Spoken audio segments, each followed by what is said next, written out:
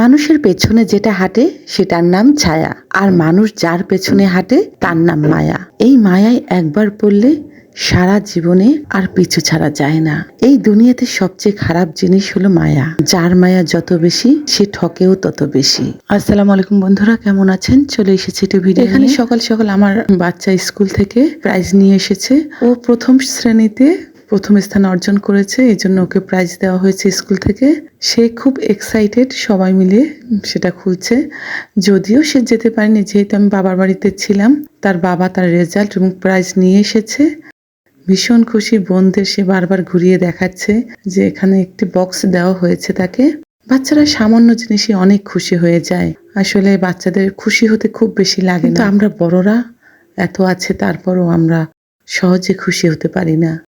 যাই হোক, দুপুরে রান্নার আয়োজন চলছে। এখানে শোল মাছ রান্না হয়েছে। আপনারা হয়তো জানেন আমি বাবার বাড়িতে আছি এখনো। মা শোল মাছ রান্না করছেন, এই জন্য মশলা মাখিয়ে নিয়েছে। শীতের সিজনে শোল মাছটা খেতে খুবই ভালো লাগে। এগুলো আমাদের নিজেদের পুকুরের মাছ। নিজেদের পুকুরে, বেশ পুরোনো একটা পুকুর, দীর্ঘদিন ধরে মাছ ধরা হয়নি, সেখান থেকে পানি সেচে মাছ ধরা হয়েছে। অনেক মাছ পেয়েছে, সেখান থেকে শোল মাছ রাখা হয়েছিল আমাদের জন্য। মা সেই শোল মাছ রান্না করছেন। ধনিয়া পাতা দিয়ে শোল মাছ রান্না করলে ভীষণ মজা। ধনিয়া পাতা দিয়ে শোল মাছ রান্না ভীষণ পছন্দের আমার। রান্নাটা খুব চমৎকার হয়েছে, যদিও মা রান্না করেছে। মায়ের হাতের রান্না ভীষণ সুন্দর হয়েছে।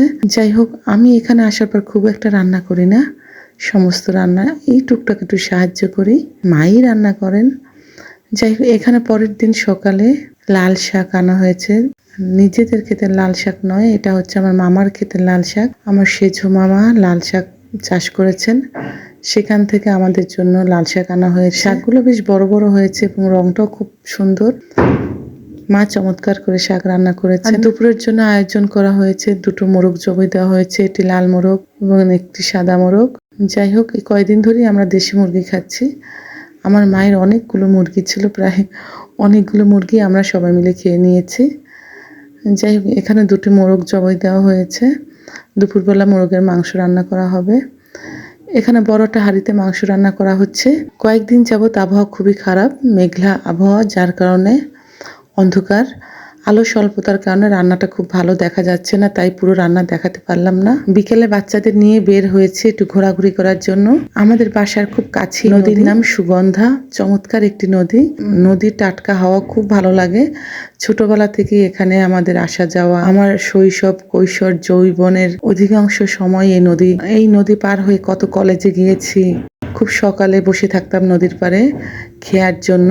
মেঘলা আবহাওয়া, যার জন্য ছবি ভালো হচ্ছে না। এরপর সন্ধ্যা হয়ে গিয়েছে, সন্ধ্যার মুহূর্তে আমরা চলে এসেছি। যাই হোক, ভিডিওটি যদি ভালো লাগে অবশ্যই ভিডিওতে লাইক কমেন্ট করবেন, শেয়ার করে এবং ফলো দিয়ে পাশে থাকবেন। অসংখ্য ধন্যবাদ ধৈর্য ধরে ভিডিওটি দেখার জন্য। আমার জন্য দোয়া করবেন। আপনাদের সবার জন্য অনেক দোয়া ও শুভকামনা রইল। আসসালামু আলাইকুম। সবাই ভালো থাকবেন, আমার জন্য দোয়া করবেন।